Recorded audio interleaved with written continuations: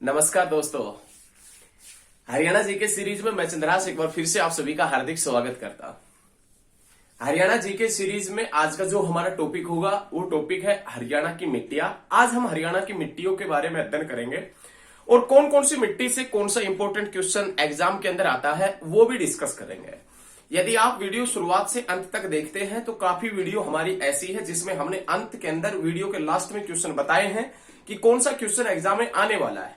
तो आप ये वीडियो शुरुआत से लेकर अंत तक अवश्य देखें, क्योंकि अंत में हम 6 से 7 क्वेश्चन ऐसे बताएंगे जो लगभग एग्जाम के अंदर पूछे जाते हैं। उन क्वेश्चनों का जिक्र हम साथ के साथ में, वैसे जो भी मिट्टी से संबंधित आएगा उनका भी जिक्र करेंगे, लेकिन मिट्टियों से संबंधित जो पॉइंट बच जाते हैं उनका जिक्र हम वीडियो के अंत में करेंगे। और कम से कम 7 से 8 क्वेश्चन हैं जो एग्जाम में आते हैं, वो लास्ट में उसका जिक्र करेंगे।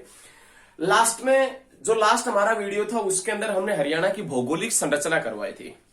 भौगोलिक संरचना से जितने भी क्वेश्चन एग्जाम के अंदर आज तक पुट अप हुए हैं वो सभी क्वेश्चन उसके अंदर करवाए थे। यदि आपने वो वीडियो नहीं देखा है तो आप हमारी हरियाणा जी के प्लेलिस्ट के अंदर जाकर देख सकते हैं। और यदि आपको वीडियो अच्छा लगता है तो भाई साहब चैनल को सब्सक्राइब करें, लाइक करें और कमेंट करें। तो ये सभी चीजें आपके माइंड में, दिल और दिमाग में रहनी चाहिए। आइए अब हम हरियाणा जीके के अंदर आज के टॉपिक की शुरुआत करते हैं। आज का जो हमारा टॉपिक है उस टॉपिक का नाम है हरियाणा की मिट्टियां। देखिए, हरियाणा एक कृषि प्रधान राज्य है। हरियाणा एक कृषि प्रधान राज्य है और काफी समृद्ध राज्य है। काफी मात्रा में खाद्यान्न फसलें हरियाणा के अंदर होती है और काफी मात्रा में नकदी फसलें या व्यापारिक फसलें हरियाणा के अंदर होती है। हरियाणा एक कृषि प्रधान राज्य है, लेकिन हरियाणा के अंदर जो भी वनस्पतियां उगती है, हरियाणा के अंदर जो भी फसलें उगती है, उनका स्वरूप जानने के लिए हम मिट्टी का अध्ययन करते हैं। भाई समझने का प्रयास कीजिए आप।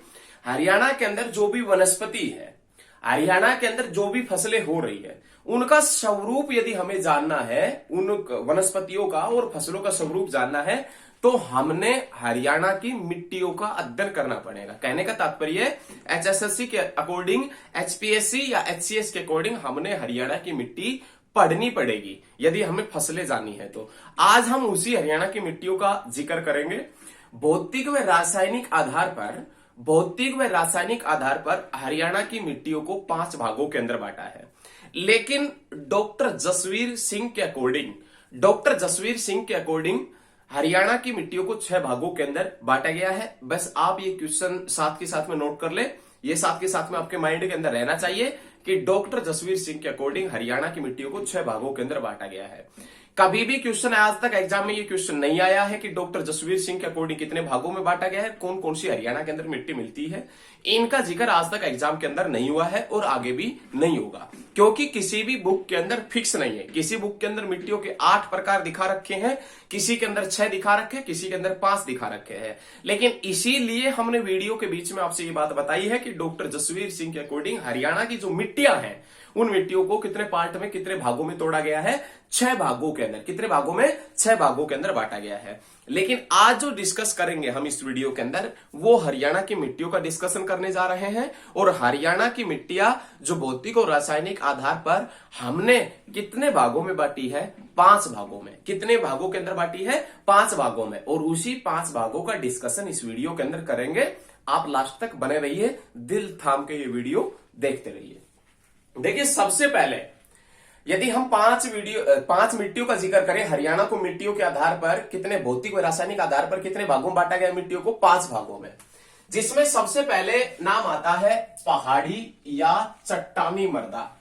पहाड़ी या चट्टानी, देखिए नाम से ही इसका गुण उत्पन्न हो रहा है। नाम से ही पहाड़ी या चट्टानी मृदा। अब पहाड़ों के ऊपर कौन सी मिट्टी मिलेगी भाई साहब? पथरीली मिट्टी मिलेगी। पहाड़ों के ऊपर कौन सी मिट्टी मिलेगी? पहाड़ी मृदा मिलेगी या चट्टानी मृदा जिसे कहते हैं। लेकिन अब क्वेश्चन पुटअप ये होता है कि ये पहाड़ी या चट्टानी मिट्टी हरियाणा की कौन सी दिशा के अंदर मिलती है? तो भाई हरियाणा की कौन सी दिशा के अंदर पहाड़ियां हैं? हरियाणा की उत्तर पूर्व दिशा के अंदर शिवालिक की पहाड़ियां हैं, तो संभव सी बात है उत्तर पूर्व दिशा के अंदर मिलेगी। कुछ पहाड़ियां हरियाणा के दक्षिण के अंदर भी है, जिसमें नाम आता है अरावली का। अरावली की पहाड़ियां हरियाणा के दक्षिण में है, तो उन अरावली की पहाड़ियों के ऊपर भी कौन सी मिट्टी मिलेगी? पहाड़ी या चट्टानी मिट्टी मिलेगी। लेकिन पहाड़ी या चट्टानी मिट्टी सर्वाधिक मात्रा में हरियाणा की कौन सी दिशा के अंदर मिलती है? तो आपने ये याद रखना है, सर्वाधिक मात्रा में मिलती है उत्तर पूर्वी दिशा के अंदर। कौन सी दिशा के अंदर मिलती है? उत्तर पूर्वी दिशा के अंदर, शिवालिक और गिरिपादी मैदान के अंदर मिलती है। ये जो पहाड़ी और चट्टानी मृदा है, ये शिवालिक और गिरिपादी मैदान के अंदर मिलती है। गिरिपादी मैदान का हमने पिछली वीडियो के अंदर डिस्कस किया है कि शिवालिक के दक्षिण में लगभग 25 किलोमीटर चौड़ी पट्टी के रूप में घग्गर और यमुना नदी के मध्य एक मैदान है, और उस मैदान का नाम है गिरिपादीय मैदान। और उस गिरिपादीय मैदान और शिवालिक पर्वत श्रृंखला के ऊपर मिट्टी मिलती है। कौन सी? पहाड़ी या चट्टानी मिट्टी। कौन कौन से डिस्ट्रिक्ट में मिलती है? तो याद रखिएगा, उत्तर पूर्वी दिशा में मिलती है। और कौन कौन से डिस्ट्रिक्ट में? पंचकुला, अंबाला और यमुनानगर के अंदर ये मिट्टी मिलती है। लेकिन विशेष रूप से पहाड़ी या चट्टानी मृदा किस क्षेत्र के अंदर मिलती है? तो पंचकुला के कालका के अंदर, पंचकुला के अंदर किस कालका के अंदर, अंबाला के नारायणगढ़ के अंदर, नारायणगढ़, और यमुनानगर के किस क्षेत्र के अंदर मिलती है? जगाधरी के अंदर। विशेष रूप से इस क्षेत्र के अंदर मिलती है। लेकिन गिरिपादीय मैदान के अंदर जो मिट्टी मिल रही है, पहाड़ी या चट्टानी मृदा, वो कालका, नारायणगढ़ और जगाधरी के अंदर मिलती है। लेकिन इस मिट्टी को पहाड़ी या चट्टानी मिट्टी को कालका और नारायणगढ़ में किस नाम से जानते हैं? घर के नाम से। किस नाम से जानते हैं? घर के नाम से। कहां पर जानते हैं? कालका और नारायणगढ़ में। और याद रखिएगा, जगाधरी में किस नाम से जानते हैं? तो याद रखिएगा, कंधी के नाम से। पहाड़ी या जो चट्टानी मिट्टी मिलती है, वो 3 डिस्ट्रिक्टों के अंदर मिलती है, पंचकुला, अंबाला, यमुनानगर। विशेष रूप से कालका, नारायणगढ़ और जगाधरी तहसीलों के अंदर मिलती है। कालका जो पंचकुला की तहसील है और नारायणगढ़ जो अंबाला की तहसील है, कालका और नारायणगढ़ तहसील के अंदर जो मिट्टी मिलती है उसे घर के नाम से जानते हैं। और जगाधरी तहसील में जो मिट्टी मिलती है उसे किस नाम से जानते हैं? कंधी के नाम से, जिसे जाना जाता है। लेकिन इसी के साथ में एक पॉइंट हम आपसे और डिस्कस करेंगे। जो ये यमुनानगर है, इस यमुनानगर के अंदर एक मिट्टी मिलती है जो लगभग एग्जाम के अंदर पूछ ली जाती है। यमुनानगर के अंदर एक मिट्टी मिलती है और उस मिट्टी का नाम है लाल चेस्टनट मिट्टी। कौन सी मिट्टी है? लाल चेस्टनट मिट्टी।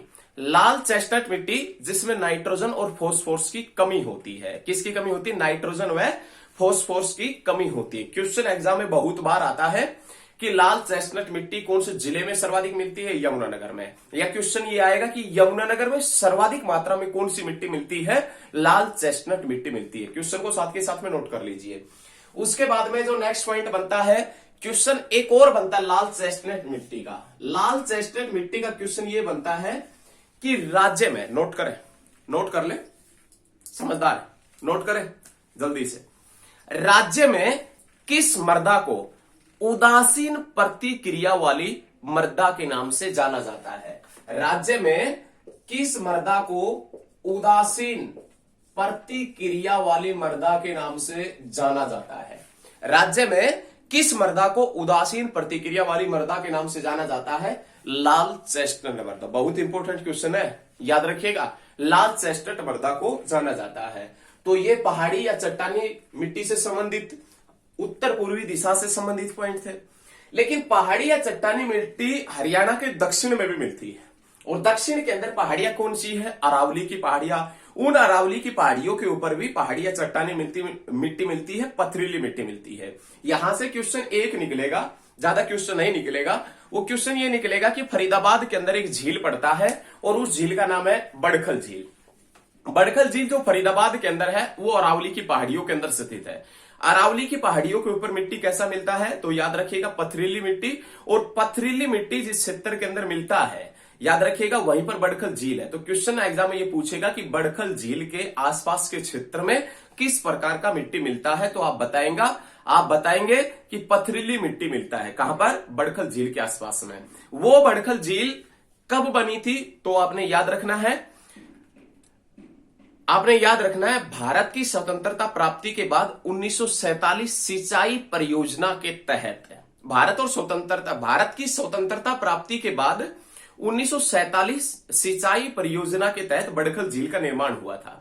याद रखिएगा, नेशनल हाईवे से लगभग नेशनल हाईवे जो 44 है या नेशनल हाईवे नंबर जो 2 है उससे बिल्कुल पास में पड़ती है, लगभग 2-3 किलोमीटर का गैप है।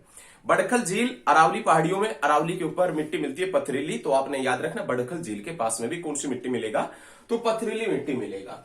उसके बाद में ये तो थे पहाड़ी और चट्टानी मिट्टी से संबंधित पॉइंट। अब सेकंड नाम आता है भारी दोमट मिट्टी। सेकंड जो मिट्टी है भारी दोमट मिट्टी।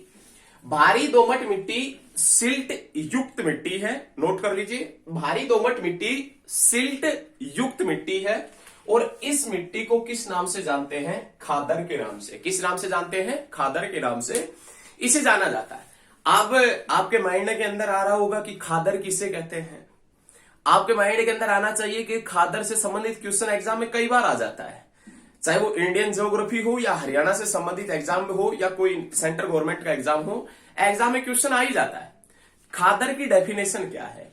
तो आप याद रखिएगा, नदी और आसपास के क्षेत्रों में, नदी और उसके आसपास के क्षेत्रों में जहां पर बाढ़ आती है वहां पर कौन सी मिट्टी मिलती है? खादर। कहने का तात्पर्य यह हुआ नवीन जलोढ़। नवीन जलोढ़ मिट्टी को किस नाम से जानते हैं? खादर के नाम से। किस नाम से जानते हैं? खादर के नाम से। नवीन जलोढ़ मतलब नई जलोढ़ मिट्टी को किस नाम से जानते हैं? खादर के नाम से। अब भाई साहब हमने इसकी डेफिनेशन में ये बताया है कि ये जो मिट्टी है ये मिट्टी मिलती है बाढ़ के क्षेत्रों में और नदी के क्षेत्रों के पास में। कौन सी मिट्टी? खादर मिट्टी। खादर मिट्टी जिसे अन्य किस नाम से भी जाना गया है? भारी दोमट मिट्टी के नाम से। अब भारी दोमट मिट्टी जिसे खादर मिट्टी के नाम से जानते हैं, ये भारी दोमट मिट्टी हरियाणा में कहां पर मिलेगी? जहां पर नदियां वगैरह बहेगी। वहां पर जो नदियां बहेगी 12 नदी होनी चाहिए। लगातार यदि बारिश वगैरह होती है तो वो नदी जो उफान पर चलती है दूर के क्षेत्र में बाढ़ का प्रभाव जमाती है और अलग से नदी के पानी में जो रेत होता है, जैसे ही बाढ़ वगैरह आई वो नदी का पानी काफी क्षेत्र के अंदर फैल गया। अब नदी के पानी के अंदर जो भी रेत था, जिस क्षेत्र के अंदर बाढ़ आई थी वो रेत उस स्थान के ऊपर जमा हो गया, जिससे एक नई जलोढ़ मिट्टी बनी और उस नई जलोढ़ मिट्टी को किस नाम से जानते हैं? खादर के नाम से। लेकिन ये मिट्टी भारी दोमट मिट्टी या खादर मिट्टी हरियाणा में कौन कौन से जिलों के अंदर मिलती है? तो आप याद रखिएगा, यमुनानगर। यमुनानगर की कौन सी दिशा? पूर्वी दिशा। याद रखिएगा। करनाल की कौन सी दिशा? पूर्वी दिशा। पानीपत की कौन सी दिशा? पूर्वी दिशा। सिरसा की कौन सी दिशा? तो याद रखिएगा पूर्वी, सॉरी सिरसा नहीं है, सॉरी भाई, सिरसा नहीं, सोनीपत। सोनीपत की कौन सी दिशा? पूर्वी दिशा। और फरीदाबाद की कौन सी दिशा? पूर्वी। और कुछ हिस्सा किसका है? पलवल का। और पलवल की कौन सी दिशा? पूर्वी। और इनके साथ में कौन सी नदी बहती है? भाई नदी बहेगी तभी ये मिट्टी मिलेगा, वरना मिट्टी नहीं मिलेगा ये। तो याद रखिएगा इनके साथ में जो नदी बहता है उस नदी का नाम क्या है? यमुना नदी। याद रखिएगा हरियाणा और उत्तर प्रदेश के मध्य सीमा रेखा का कार्य करती है यमुना नदी। और कितने किलोमीटर लंबी सीमा रेखा बनाती है? 320 किलोमीटर लंबी सीमा रेखा बनाती है। कौन सी नदी? यमुना नदी। हरियाणा और उत्तर प्रदेश के मध्य यहां से एक नदी बहती है जिसका नाम है यमुना नदी। और ये यमुना नदी के आसपास का ये जो क्षेत्र है इसके अंदर मिट्टी मिलती है भारी दोमट मिट्टी, या जिसे आप किस नाम से जानते हैं? खादर मिट्टी के नाम से जानते हैं। तो ये हमारा तीसरा पॉइंट था। उसके बाद में, सॉरी दूसरा पॉइंट था। उसके बाद में नाम आता है थर्ड पॉइंट का। थर्ड पॉइंट में नाम आता है भूरी और शुष्क मिट्टी। भूरी शुष्क मिट्टी। ये मिट्टी काफी मात्रा में उपजाऊ है। याद रखिएगा ये मिट्टी काफी मात्रा में उपजाऊ है और उपजाऊ के साथ साथ में इस मिट्टी की गहराई भी ज्यादा है। तो आप ये पॉइंट नोट कर लीजिए, ये मिट्टी काफी गहरी और काफी मात्रा में उपजाऊ है। यदि इस मिट्टी के अंदर पर्याप्त मात्रा में बारिश हो जाती है तो अत्यधिक मात्रा में फसल का उत्पादन होता है। यदि इस मिट्टी में पर्याप्त मात्रा में बारिश हो जाती है तो अत्यधिक मात्रा में फसलों का उत्पादन होता है। लेकिन अब क्वेश्चन ये उठता है कि ये मिट्टी हरियाणा के कौन कौन से डिस्ट्रिक्ट के अंदर मिलती है? ये मिट्टी कौन कौन से डिस्ट्रिक्ट के अंदर मिलती है? पूर्वी कैथल। पूर्वी कैथल की कौन सी दिशा? पूर्वी कैथल, कुरुक्षेत्र, करनाल पश्चिमी, याद रखिएगा। उसके बाद में पानीपत पश्चिमी और उसके बाद में याद रखिएगा सोनीपत पश्चिमी। उसके बाद में याद रखिएगा कुछ हिस्सा गुरुग्राम का है, थोड़ा सा हिस्सा गुरुग्राम का है। फरीदाबाद पश्चिमी, उसके बाद में पलवल, और उसके बाद में किसका नाम आता है, मेवात के अंदर कौन सी मिट्टी मिलती है, भूरी शुष्क मिट्टी, जो काफी मात्रा में गहरी और उपजाऊ है। काफी मात्रा में यदि वर्षा वगैरह पर्याप्त हो जाती है तो इस मिट्टी के अंदर फसल भी अच्छे तरीके से हो जाती है। याद रखिएगा। एक और पॉइंट लिख लीजिए, हरियाणा के मध्यवर्ती भाग में कौन सी मिट्टी मिलती है, तो भूरी और शुष्क मिट्टी। हरियाणा के मध्यवर्ती भाग में भी कौन सी मिट्टी मिलती है, भूरी और शुष्क मिट्टी। बहुत बढ़िया, आगे बढ़ते हैं। सभी पॉइंट क्लियर है ना, सभी पॉइंट समझ में आ रहे हैं, आसान है, बिल्कुल दिल थाम के बस जुड़े रहिए। देखे नेक्स्ट पॉइंट देखे, जो फोर्थ है, फोर्थ में नाम आता है बलुई दोमट मिट्टी। हरियाणा में सर्वाधिक क्षेत्रफल के ऊपर, हरियाणा में सर्वाधिक क्षेत्रफल के ऊपर जो पाई जाने वाली मिट्टी है वो बलुई दोमट मिट्टी है। हरियाणा में सर्वाधिक क्षेत्रफल के ऊपर पाई जाने वाली मिट्टी कौन सी, बलुई दोमट मिट्टी। ये बलुई दोमट मिट्टी सिरसा के उत्तरी हिस्से के कुछ जिले, सिरसा का जो उत्तरी हिस्सा है उसके कुछ जिले, फतेहाबाद, हिसार, रोहतक, उसके बाद में झज्जर, कुछ सोनीपत का हिस्सा है, और गुरुग्राम के अंदर मिलती है। याद रखिएगा, सिरसा के उत्तरी दिशा और फतेहाबाद, रोहतक, हिसार, याद रखिएगा, और भिवानी का भी कुछ % हिस्सा है, और साथ के साथ में आप याद रखिएगा झज्जर और गुरुग्राम, इस क्षेत्र के अंदर कौन सी मिट्टी मिलती है, तो आप याद रखिएगा बलुई दोमट मिट्टी इस क्षेत्र के अंतर्गत मिलती है। यह मिट्टी काफी मात्रा में उपजाऊ है, तो इस मिट्टी के अंदर हरियाणा की काफी खाद्यान्न फसलें होती है। हरियाणा में जो विशेष रूप से खाद्यान्न फसल है उसमें नाम आता है गेहूं का और चावल का। हरियाणा की जो प्रमुख खाद्यान्न फसल है, खाद्यान्न फसल की बात कर रहे हैं, प्रमुख खाद्यान्न फसल गेहूं और चावल है। तो याद रखिएगा, गेहूं और चावल है वो सर्वाधिक मात्रा के अंदर इसी क्षेत्र के अंदर होता है। और कौन सी मिट्टी के अंदर होता है, तो आप याद रखिएगा बलुई दोमट मिट्टी के अंदर। गेहूं और चावल के साथ साथ में इस मिट्टी के अंदर व्यापारिक फसलें भी होती है। व्यापारिक फसलें जिसमें कपास और गन्ना का नाम भी आता है। तो याद रखिएगा, गेहूं और चावल के साथ में इस मिट्टी के अंदर व्यापारिक फसल कौन सी होती है, व्यापारिक, जैसे आप नगदी फसलों के नाम से जानते हैं, जिनका उद्देश्य बस व्यापार करना है। जिसका, जैसे आपने खेत के अंदर फसल उगाई, वो फसल आपने घर के अंदर स्टॉक नहीं किया, वो फसल बस आपने सीधे खेत से निकाला और भाई साहब रुपए कमाने के चक्कर में उसको तुरंत बेच दिया। वो व्यापारिक फसलें, नगदी फसलें, जिनका उद्देश्य बस रुपए कमाना होता है। तो वो व्यापारिक फसलें जिसमें नाम आता है कपास और गन्ना। कपास और गन्ना जो व्यापारिक फसल है वो भी इस क्षेत्र के अंदर सर्वाधिक मात्रा में होता है। लेकिन याद रखिएगा, कपास सर्वाधिक मात्रा में कहां पर होता है, सिरसा के अंदर होता है, और जो गन्ना है वो कहां पर होता है, यमुनानगर के अंदर। देखिए, कपास सर्वाधिक मात्रा में जो कॉटन है वो सिरसा में, और जो गन्ना है वो आप देखिएगा कहां पर होता है, यमुनानगर के अंदर होता है। तो ये सभी चीजें साथ के साथ में नोट कर लीजिए, साथ के साथ में याद कर लीजिए। काफी उपजाऊ मिट्टी है, हरियाणा में सर्वाधिक क्षेत्रफल पर पाई जाने वाली मिट्टी है। इसमें हरियाणा की प्रमुख खाद्यान्न फसल और प्रमुख व्यापारिक फसलें भी इस मिट्टी के अंदर होती है। और ये कहां कहां पर मिलती है ये हम बता चुके हैं, साइड में लिखा हुआ है, आप नोट कर लीजिए। उसके बाद में नाम आता है रेगिस्तानी मिट्टी। याद रखिएगा, ये मिट्टी जो है रेगिस्तानी मिट्टी, ये हरियाणा की कौन सी दिशा के अंदर मिलती है, तो याद रखिएगा पश्चिमी दिशा के अंदर। रेगिस्तानी मिट्टी हरियाणा की कौन सी दिशा के अंदर मिलती है, पश्चिमी दिशा के अंदर ये मिट्टी मिलती है। तो हमने पहले भी जिक्र किया था, ये पश्चिमी दिशा है, इसके अंदर तो रेगिस्तानी मिट्टी है। इस मिट्टी का निर्माण राजस्थान से जो धूल भरी आंधी हरियाणा की तरफ चलती है उसके कारण इस मिट्टी का निर्माण हुआ है, उसके कारण इस मिट्टी का निर्माण हुआ है। और इस मिट्टी के बाद में जमा होने के बाद रेत के ऊंचे ऊंचे टीले बन जाते हैं, रेत के ऊंचे ऊंचे टीले बन जाते हैं, और उन टीलों के मध्य ताल मिलते हैं। ताल क्या होता है, टीलों के बीच में जो नीचे वाला स्थान है ना, उसे ताल के नाम से जानता है। और उन तालों के अंदर पानी जब भर जाता है तो उससे ठूठ या बावड़ी जो स्थानीय या छिलछिली झीलें हैं वो बन जाती है।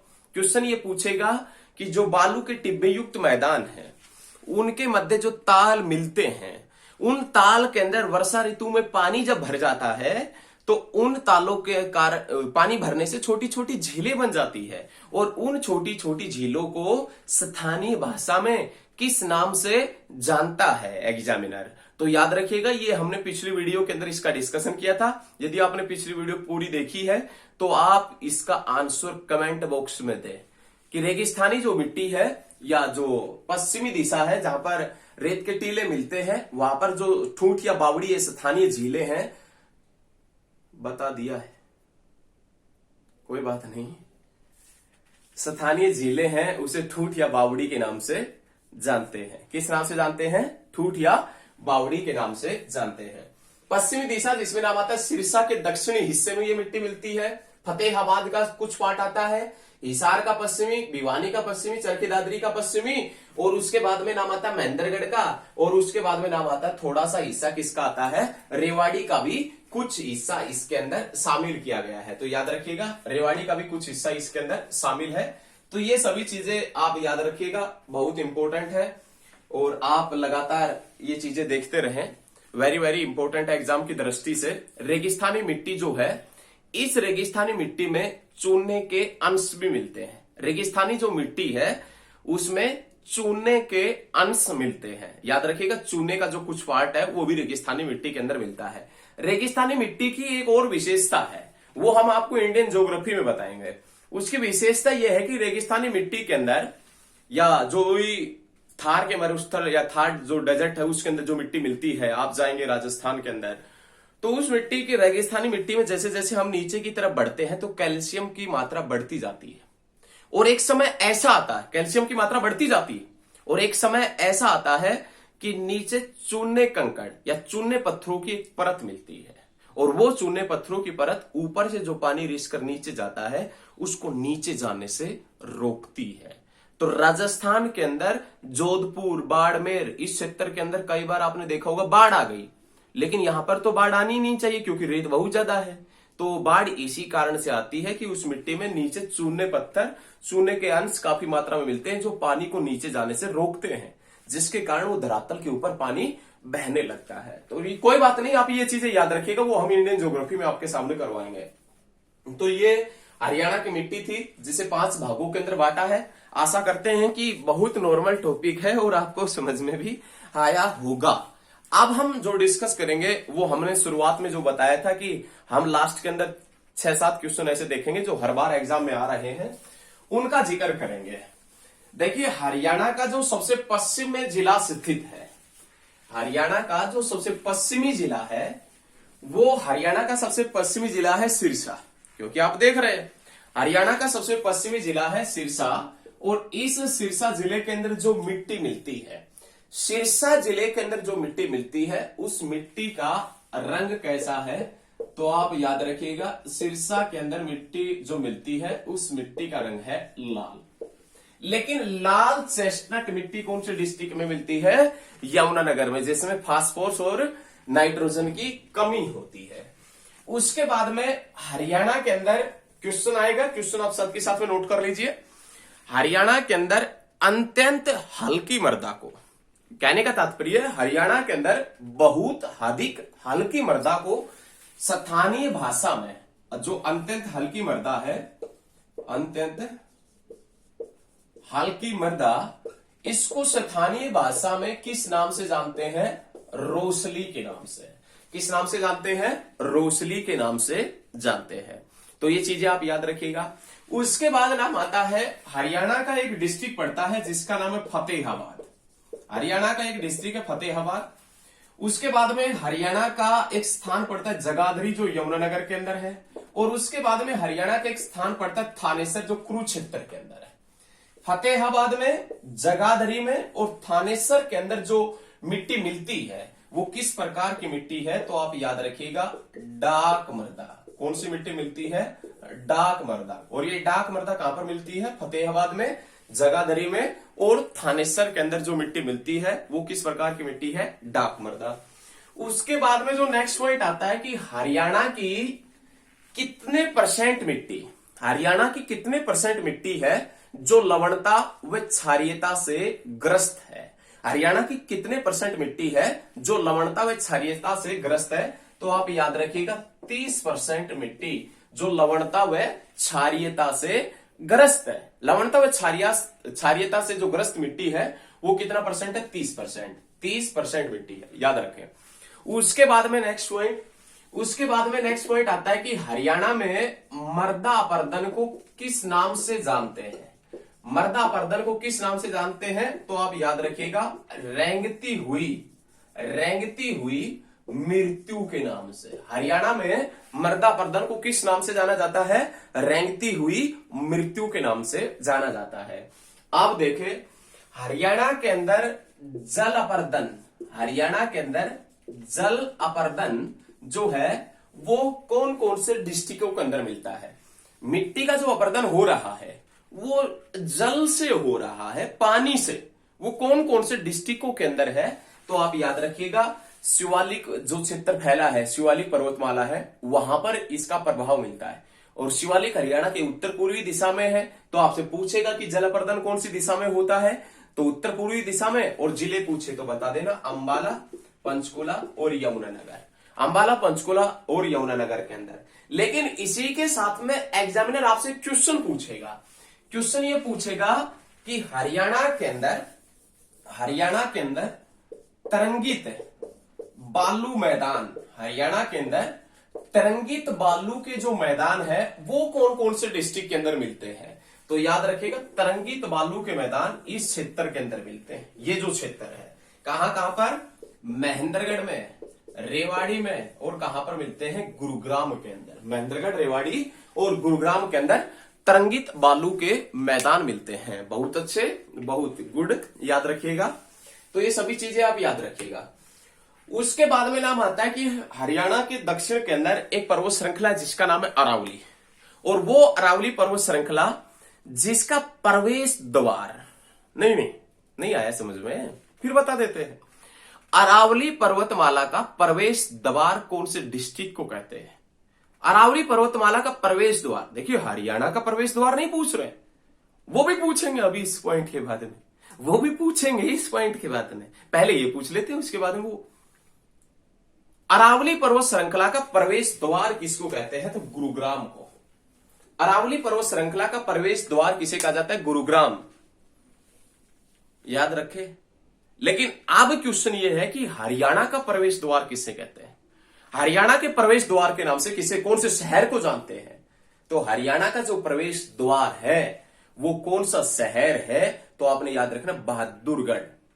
हरियाणा का प्रवेश द्वार बहादुरगढ़ है, जहां से 1857 की क्रांति का नेतृत्व बहादुर जंग ने किया था, जिसका पुराना नाम सराफाबाद है, जो सैनिटरी उद्योग के लिए प्रसिद्ध है।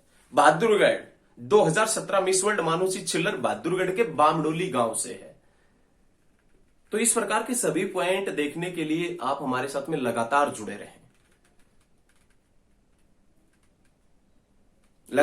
रहें, ये सभी चीजें याद रखिएगा। आज के वीडियो के अंदर हरियाणा की मिट्टियों के अंदर इतने ही पॉइंट थे, कोई भी पॉइंट नहीं बचा है मिट्टियों से संबंधित, बचने देंगे ही नहीं, क्योंकि हम ये चाहते हैं कि जब हम करवाएं तो आपके कोई भी पॉइंट छूटना नहीं चाहिए मिट्टियों से संबंधित। तो कोई बात नहीं है, सारे पॉइंट आपको समझ में आए होंगे क्योंकि आप समझदार हैं। यदि वीडियो आपको अच्छा लगता है तो लाइक, कमेंट और शेयर अवश्य करें। हमारा भी हौसला बुलंद रखें, आपका तो हौसला बुलंद है। जो यहां तक वीडियो देख रहा है, जो बंदा यहां तक वीडियो देख रहा है, 28 मिनट 32 सेकंड हो गए, यहां तक वीडियो देख रहा है, ये समझ लेना उसके अंदर कुछ कर गुजरने का जुनून है।